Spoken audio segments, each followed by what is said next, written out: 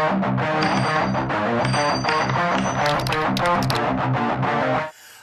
today we're going to be replacing the cutting blades on this Craftsman riding lawnmower. I've owned this mower for a few years and it's definitely time for some new blades. I'll be performing this procedure without removing the deck, so this video should pertain to just about any riding lawnmower out there, alright?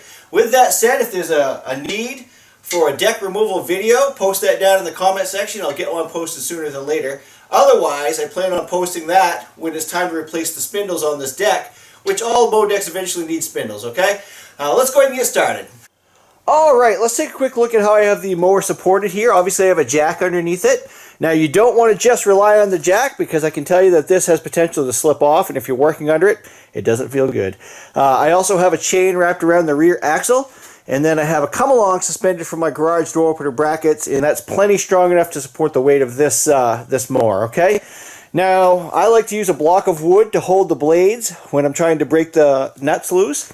And you may also want a pipe for some extra torque, okay? Alright, so we're going to use a 15/16 inch socket here.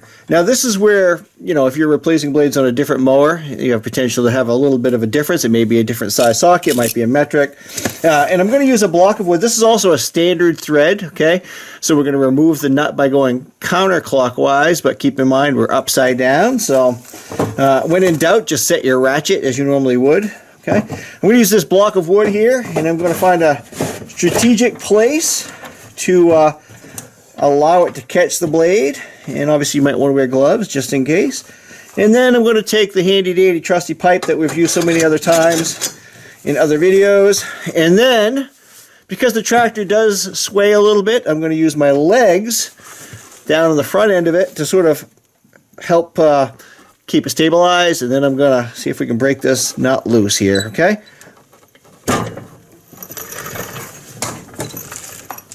And there we go. That should be at about 90 pounds according to the manual. Alright. Not bad.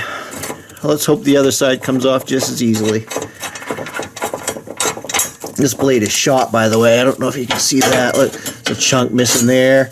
So, incidentally, when your blades are like this, they're out of balance, and that's going to cause a lot more vibration and stress on these spindle bearings. So if you're getting a lot of vibration, especially when you shut your mow deck down, if you see that it's swaying back and forth, you could have a blade that looks like that. Alright, let's get the side installed. I'm going to point out that some blades have a 5-point star and some blades have a 6-point star, so you need to make sure that you get the proper blades. I did spray these threads down a little bit just to make it a little easier to get everything threaded. Okay, and I double checked the manual, and they're recommending between 70 and 90 pounds of torque, okay? So now we need to take our block and put it, hopefully you can see, you'll be able to see a little bit better in this direction than when we removed it probably. So basically what we're going to do is put the block so that it stops the blade so we can actually apply some torque to this, okay? Let me grab my torque wrench real quick.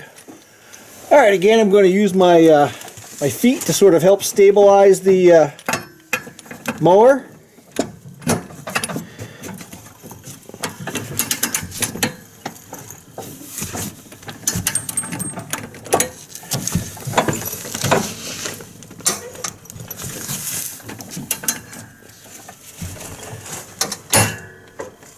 Alright, right there is 80 pounds.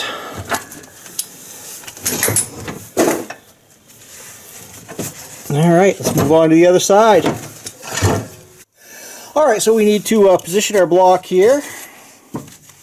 And incidentally, I did spray this nut down earlier when I was working on the other side, so maybe it'll break free even more easily than the first one, but that first one wasn't too bad. Oops. Let's get the pipe on my ratchet here.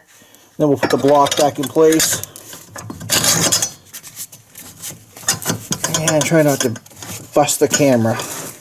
That's always a plus. Alright.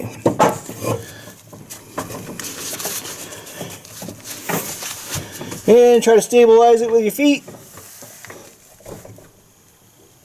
Alright. That wasn't too bad.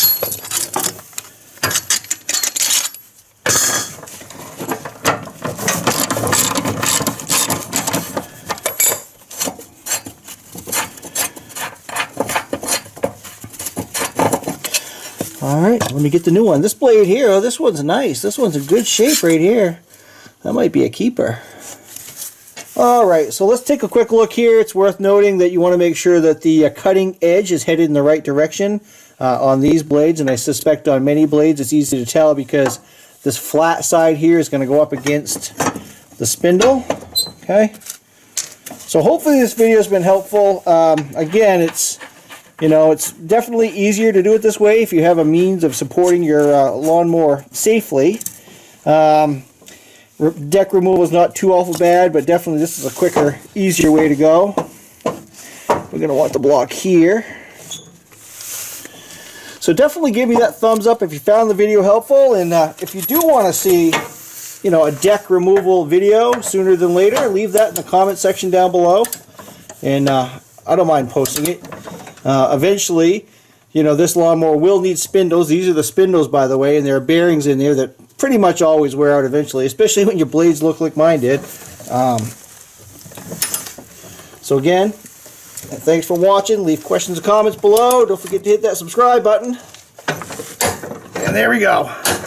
Let's go take it for a tool around the yard and see how it does. It's bound to do better than those old blades, alright? Have fun.